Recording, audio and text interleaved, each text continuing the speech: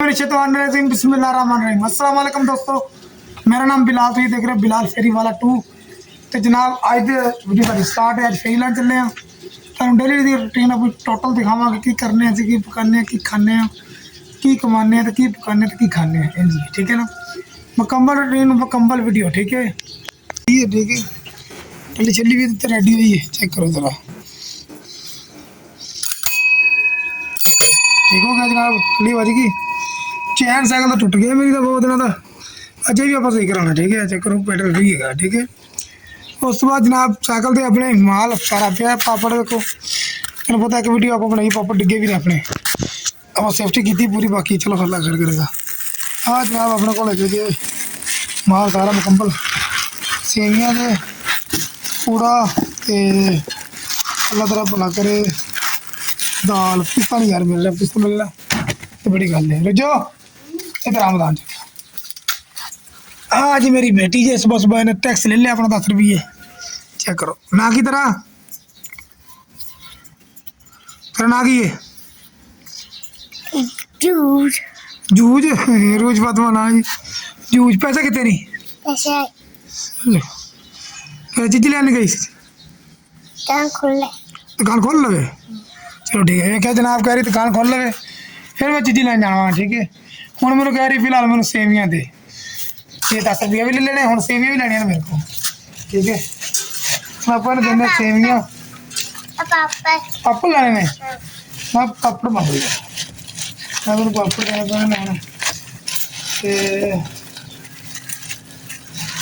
पैने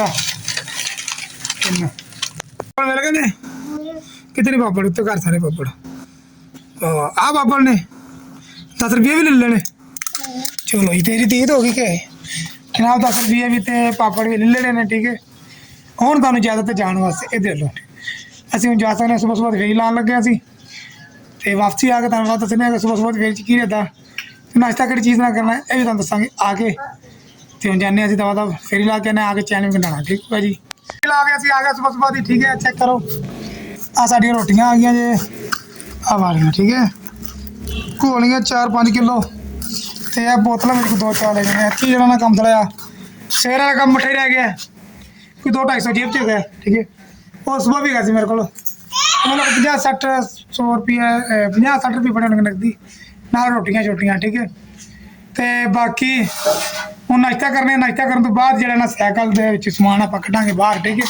रोटी छोटियां बेच के आवांगे, आटा भी लैके आटे का थैला भी, आटे थैले के पैसे पूरे करने 1000 रुपये थैला ही होना खाली आटे का, वो भी सरकारी। चिट्टा आटा तो बड़ा महंगा है। तो सरकार नाश्ते की है अज आलू पालक जनाब है नाश्ते तो हम नाश्ता करने आलू पालक के नाल, बाकी गल करने बाद चो। साडी आलू पालक जी साडे कोल आ गई है। तो यह चोई साहब आ गए पालक आलू पालक मेरे नाल डाण वास्ते। दो बच्चे कपड़े शपड़े पा कर रखकर साफ सुथरे पा कर रखे ने, लेकिन ये गंदे कर लेंगे जल्दी जल्दी, ठीक है। तो बहरहाल साडी आलू पालक आ गई है, असी ये खा के तो फिर दसना तेरे नाल गलबात करने।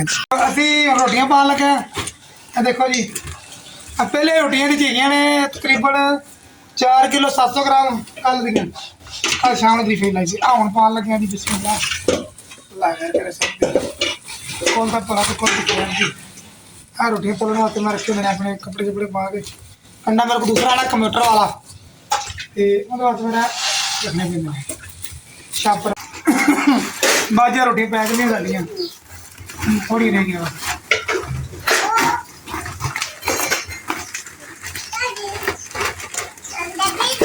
लो जी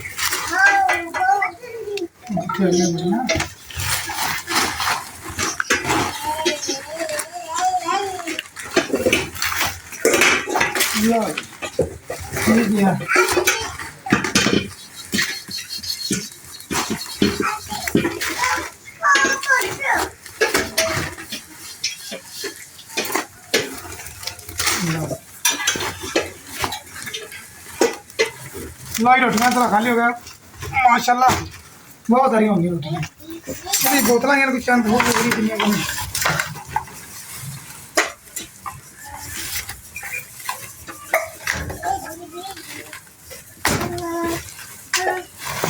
देखो जी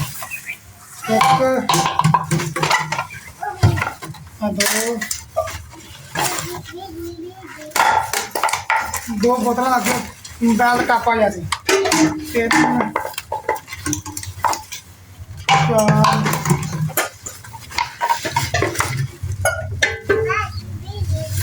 4 5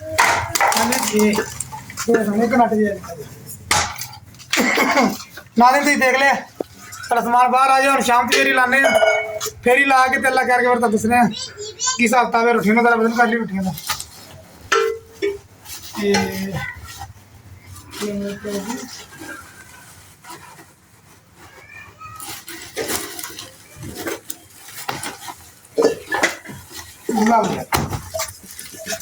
चीज ना वीडियो की